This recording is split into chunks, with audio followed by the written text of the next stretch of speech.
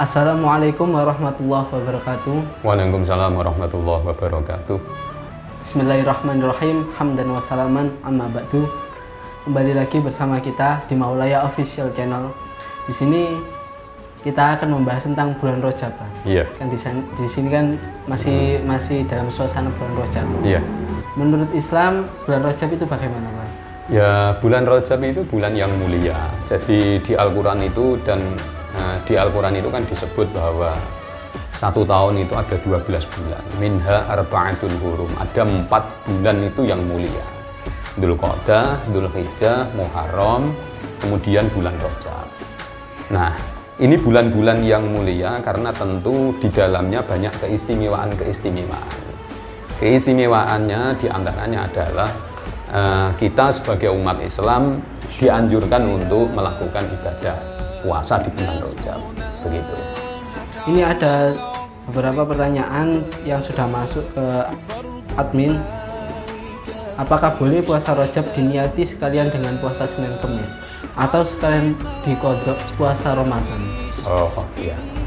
Jadi begini, artinya melakukan puasa Rajab sekalian melakukan puasa Senin. Jadi niatnya didobel tapi pelaksanaannya hanya satu, begitu. Jadi puasa Rajab sekalian puasa Senin. Nah, terkait hal ini ada sebuah kaidah fikih yang mengatakan idza ijtama'a amrani min jinsin wahidin walam yakhtalif maqsuduhuma dakhala ahaduhuma fil akhari ghaliban. Jadi kalau ada dua perkara yang satu jenisnya sama, berkumpul menjadi satu, sedangkan maksud dan tujuannya itu sama, maka secara umum salah satunya masuk pada yang lain. Nah, ini kaidah fikihnya seperti itu.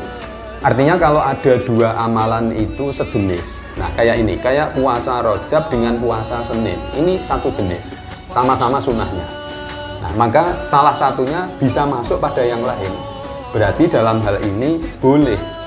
Jadi satu puasa diniati dua. Jadi niat puasa bulan Rajab sekaligus niat puasa hari Senin. Itu boleh, karena satu jenis. Tapi kalau tidak sejenis, tidak boleh. Misalnya puasa Rajab digabung dengan qadha Ramadan. Nah, ini tidak boleh, karena qadha Ramadan itu wajib. Nah, puasa Rajab itu sunnah, tidak boleh. Kayak sholat juga begitu. Misalnya sholat sunnah qobliyah sekalian sholat sunnah tahiyatul masjid, itu boleh karena satu jenis, sama-sama sunnahnya.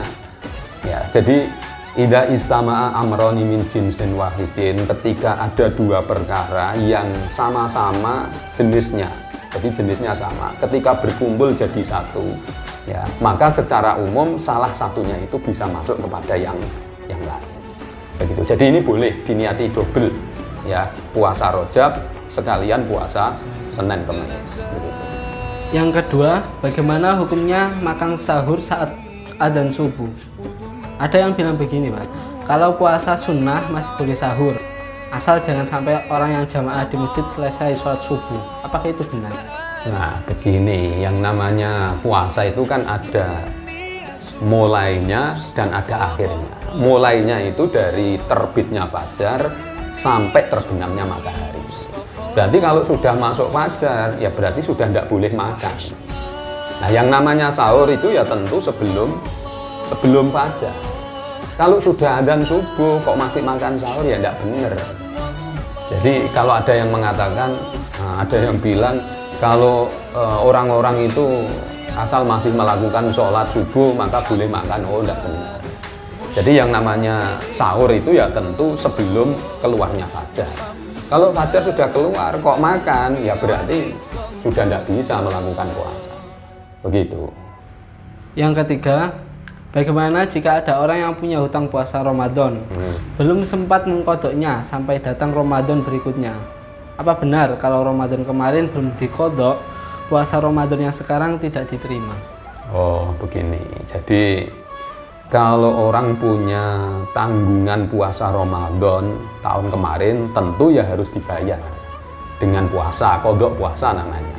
Nah, masalahnya kalau misalnya sampai Ramadan datang lagi, dia belum puasa, belum mengqadha Ramadan, itu gimana?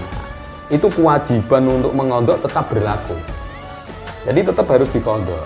Cuman karena dia sudah melewati masa aktif, maka dia kena fidyah. Satu harinya dia harus bayar 1 mud.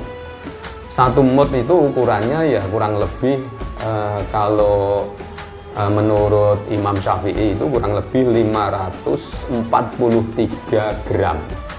Ya hampir 6 ons. Ya, hampir 6 on dari makanan pokok. Ya kalau di Indonesia berarti beras. Nah, syukur-syukur jangan dipres 6 on 1 kilo gitu aja lah. Jadi kalau dia punya tanggungan 10 hari ya berarti bayar 10 kilo beras. Jadi tidak benar kalau ada yang mengatakan kalau Ramadan kemarin belum dibayar, kemudian sekarang puasa Ramadan terus puasanya tidak diterima, itu tidak benar itu pendapat seperti itu. Iya. Yang keempat, jika sikat gigi di pagi hari saat bulan puasa, apakah itu boleh? Dan jika gigi berdarah saat bulan puasa, apakah itu membatalkan? Sikat gigi di saat puasa kalau masih pagi hari itu boleh. Tapi kalau nanti sudah zawal, zawal itu sudah masuk waktu zuhur. Jadi awal waktu zuhur itu zawal. Itu dihukumi makruh. Jadi sebaiknya kalau sudah masuk waktu zuhur itu tidak usah gosok gigi. Termasuk berkumur. Jadi berkumur, gosok gigi di pagi hari, pokoknya belum sampai masuk waktu zuhur itu tidak apa-apa. Ya. Jadi sekali lagi kalau sudah masuk waktu zuhur maka gosok gigi dan berkumur itu tidak boleh. Nah sekarang bagaimana ketika gigi itu berdarah, apakah membatalkan puasa? Tidak, karena yang membatalkan puasa itu kan masuknya sesuatu ke lubang 9 itu. Ya, lubang 9 itu lubang yang ada di tubuh manusia yang itu tembus sampai ke perut. Jadi kalau mengeluarkan darah, gigi yang mengeluarkan darah ya tentu tidak membatalkan puasa. Begitu. Ya. Pertanyaan terakhir, apakah boleh saat bulan puasa wanita memakai lipstik? Kan sekarang lipstik kan ada yang rasa-rasa itu. Iya. Bagaimana? Jadi lipstik yang ada rasa-rasanya ya dipakai di bibir itu apakah juga membatalkan puasa? Jadi kembali lagi seperti tadi bahwa yang membatalkan puasa itu kan memasukkan sesuatu ke lubang. Nah, kalau misalnya lipstik yang di bibir itu kemudian ada rasa-rasanya, itu kira-kira membatalkan puasa apa tidak? Nah, di situ kan tidak terjadi memasukkan sesuatu.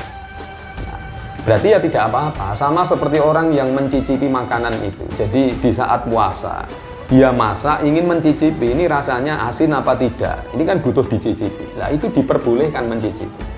Tapi asal tidak ditelan begitu aja. Jadi hanya pengen tahu rasanya di lidah itu kayak apa. Oh sudah asin, oh belum asin. Nah kalau kemudian ditelan ini yang masalah. Ini yang nggak boleh. Jadi selama itu tidak ditelan nggak apa-apa. Ya sama dengan lipstik yang ada di bibir. Itu kan hanya rasa begitu aja, tidak sampai ditelan.